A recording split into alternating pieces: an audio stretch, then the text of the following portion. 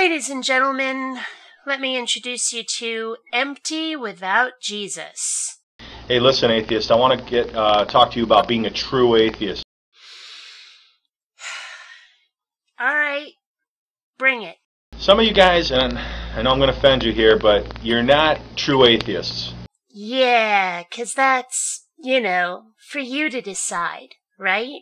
You just kind of want your cake and eat it. You want to say there is no God, but say you want to say there's moral objectives, you know. I'm gonna assume he meant objective morals. And no, I bloody don't. You don't really want to be accountable to anyone, and It's got nothing to do with what I want. And people are accountable to each other. Isn't that enough? of course, a superior being. Show that one exists. Show that it gives a shit. Then explain why it has any authority over any of us.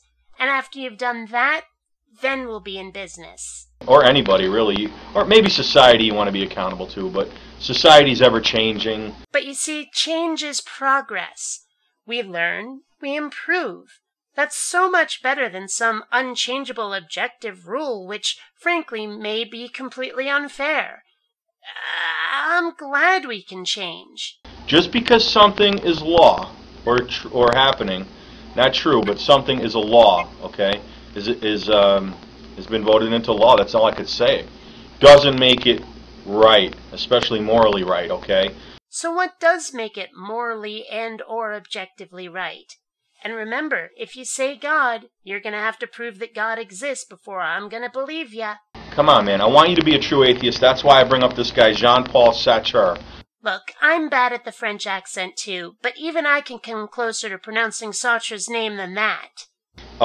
He stressed the absurdity of life, and this is one of the points I want to make in this, because you guys get very offended when I say your life is meaningless as an atheist. No I don't. Not at all. My life is completely meaningless outside of the meaning I and the people I care about, the people close to me, give to it. I'm not offended by that. I consider it great freedom. But when I try and tell you that if you go back, just rewind the clock to your great-great-great-great-great-great-grandparents, they were a pile of dirt, right? We came from a single cell somewhere that just evolved by chance, not intelligent design. By chance, my well-toned and shapely hiney? No. I mean, yeah, okay, there was some chance in what mutations crept into the gene pool, and which of your ancestors happened to boink your other ancestors and thus produce offspring. But the fact is that any creature that survived was doing so because it was better than the environment and the other creatures around it. That's not chance, that's practically a skill. Random? No, that's not random at all. Just by chance, just some freak of freakish freaks, this cell just was created and then multiplied and whatever your stupid story goes, and you were created, okay?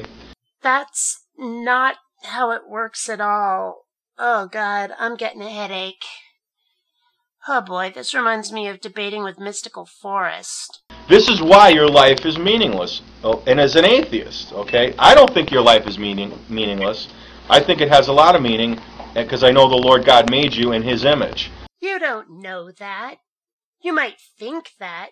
You might feel that. But you don't know it. If you know it, you'll have some facts on your side that you can point me to. You can prove it in ways that doesn't involve me having to use my imagination or have faith.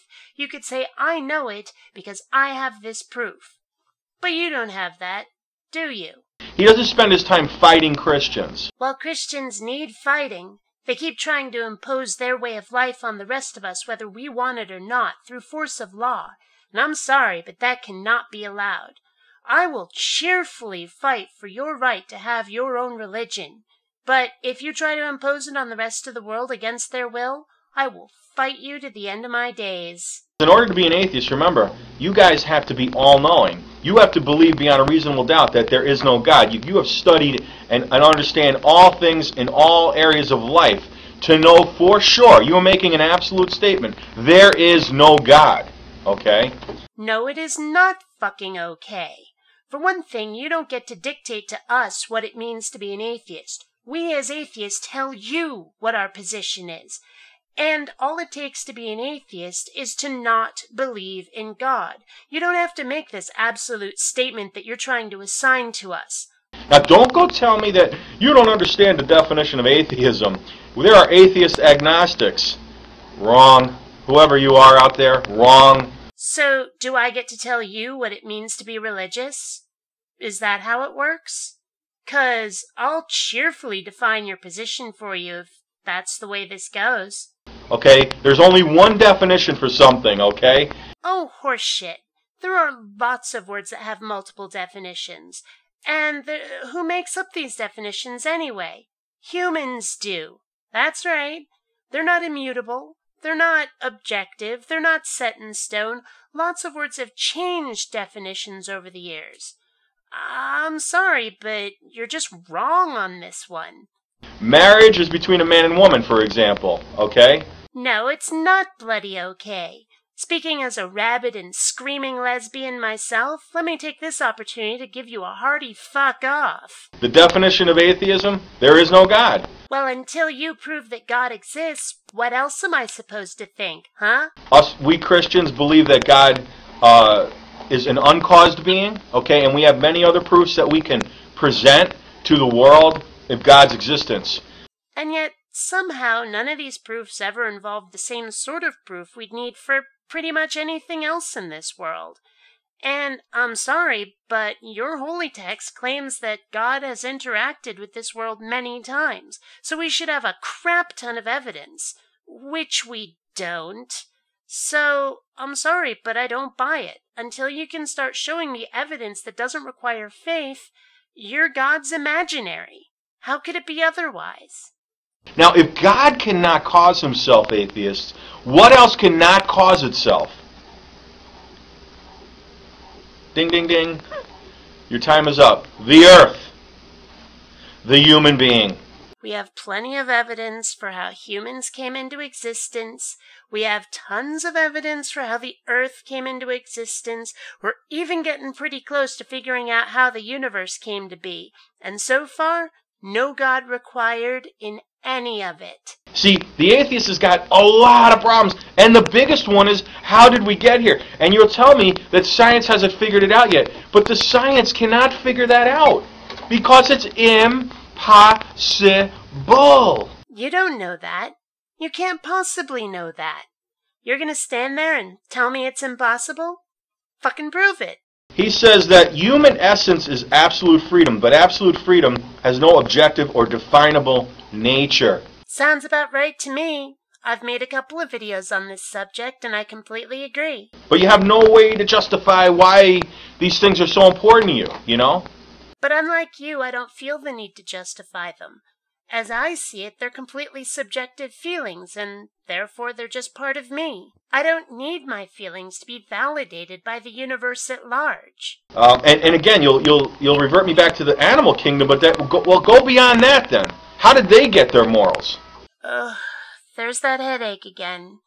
You know, I don't think morals actually exist. It's just a label that we've put onto the intersection of harmful and beneficial versus with or without permission. Because I know you say we come from animals. Actually, we are animals. Okay, what then should one do? He says, literally his own thing. Since there are no ultimate or objective values, you must create them. A person can act for personal good or for the good of all humanity, but there's no ethical obligation to think about others. Scary, isn't it? But just because it's scary and you don't like it, that doesn't mean that the opposite has to be true. Just because you want there to be some reason for people to care about the other guy, that doesn't mean it's built into the universe. It might just be tough shit. The fact that several people may choose the same subjective projects like Marxism for Sartre makes no difference. Each person still is objectively the result of the personal choices he or she has made. Abso-fraggin-lutely. I could not agree more. If we have kids, we want to raise them up to be good, honest citizens, to be kind, gentle, loving, okay? Only the atheist has no reason why. No objective reason, you mean. But the fact that it makes life a lot easier and more pleasant for everyone involved is all the reason I need. So atheists, just something to think about, okay? God bless you. I hope you come to the knowledge of the truth one day. Over and out. Truth, my butt. See ya.